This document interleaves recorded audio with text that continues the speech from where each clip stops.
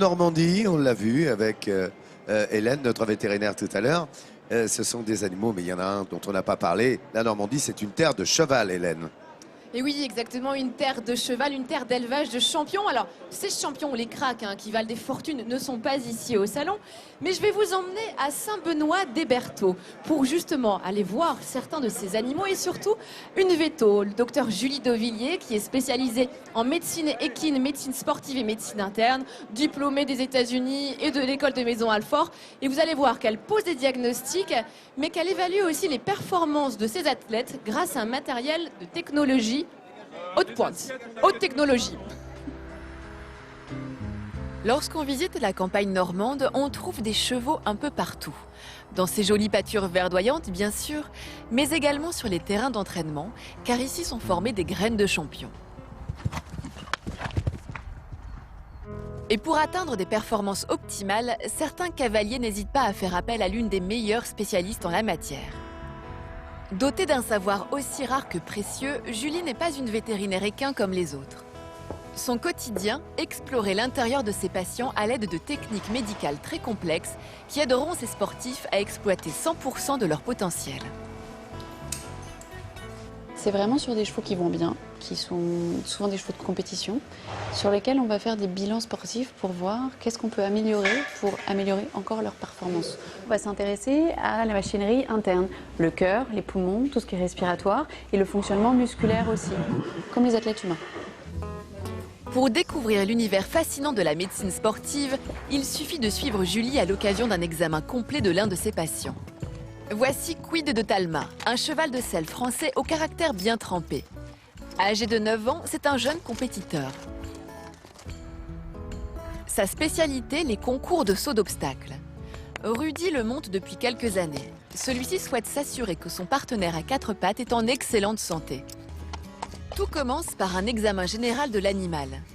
Julie s'assure que Quid est en parfaite santé, avant de mettre à profit ses talents de vétérinaire spécialiste. Son objectif est simple, étudier l'organisme de la monture, au repos puis à l'effort, pour savoir ce qu'il a sous le capot. Et oui, un cheval de concours, c'est un peu comme une Formule 1. Sauf qu'ici, on ne peut accéder au moteur de l'animal sans un équipement très sophistiqué. Donc ça, c'est les électrodes qu'on utilise pour suivre le rythme cardiaque du cheval. On voit vraiment comment le cœur se dépolarise, comment il fonctionne. Là, je lui mets un cardiofréquencemètre. Ça nous dit juste le nombre de battements du cœur par minute. Et on va coupler ça à un GPS qu'on va mettre tout à l'heure, qui lui va nous dire la vitesse du cheval. Là, on va partir sur un palier de trot, un petit trot de détente, ok? Allez, c'est parti. Tandis que le duo alterne des sessions de trot et de galop, Julie scrute attentivement la gorge de Quid à travers son moniteur. Un moment crucial, car ces images peuvent à elles seules mettre à mal la carrière du champion. Concrètement, si le cheval ne reçoit pas d'oxygène de manière optimale, il lui sera impossible de progresser et de repousser ses limites. Au bout de quelques minutes, la spécialiste peut établir un diagnostic. Ce que je vois pour l'instant, c'est que ça fonctionne très bien. C'est-à-dire que les muscles qui doivent se contracter pour bien ouvrir la gorge, pour laisser passer l'air quand le cheval a besoin de respirer fort, sont bien contractés, tout est bien ouvert. Rudy n'aura pas à attendre bien longtemps pour avoir les résultats de ce bilan sportif.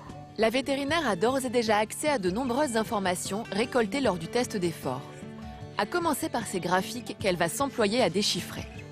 Ici, les 4 paliers qu'on a fait, de trot et de galop, et on voit que sa fréquence cardiaque en rouge suit très bien la fréquence cardiaque des chevaux standards, entre guillemets, en pointillé de gris.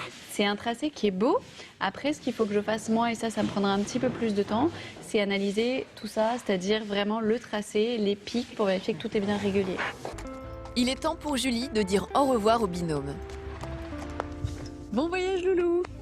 Allez!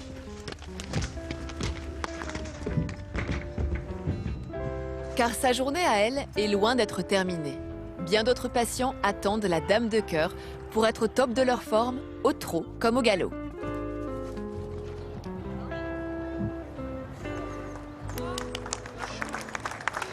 Et je termine le salon de l'agriculture aux côtés d'un énorme cochon ici. Il s'appelle Figaro. C'est un cochon de race Landrace français et il ne pèse pas moins de 530 kilos quand même, une belle bête. Il appartient à la famille Petiot et pour en parler de cette famille Petiot, j'ai convié Daniel Hainaut qui est un écrivain paysan. Qu'est-ce qu'elle a de particulier, cette famille Petiot, Daniel? Eh bien, cette famille, c'est la famille qui est la plus ancienne de temps de présence au centre d'agriculture, depuis 1964.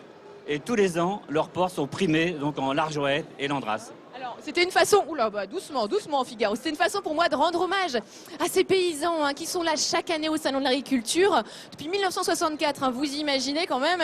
Alors aujourd'hui, ils n'ont pas pu être présents ici. Et ce qui est très important, c'est que même si ce n'est pas une race typiquement française, le Landras, c'est un élevage fermier qu'il promeut. Exact. La famille Petiot donc, a une ferme à peu près 300 hectares. Ils produisent toutes leurs céréales et font des porcs fermiers. Ils ont environ 400 porcs. Ils font 70% en porcs fermiers et le reste en reproducteurs. Merci Daniel, merci de nous avoir présenté cette famille. Je voulais juste terminer. Le Salon de l'Agriculture, c'est une vitrine sur toutes les races françaises, sur l'élevage et sur l'agriculture.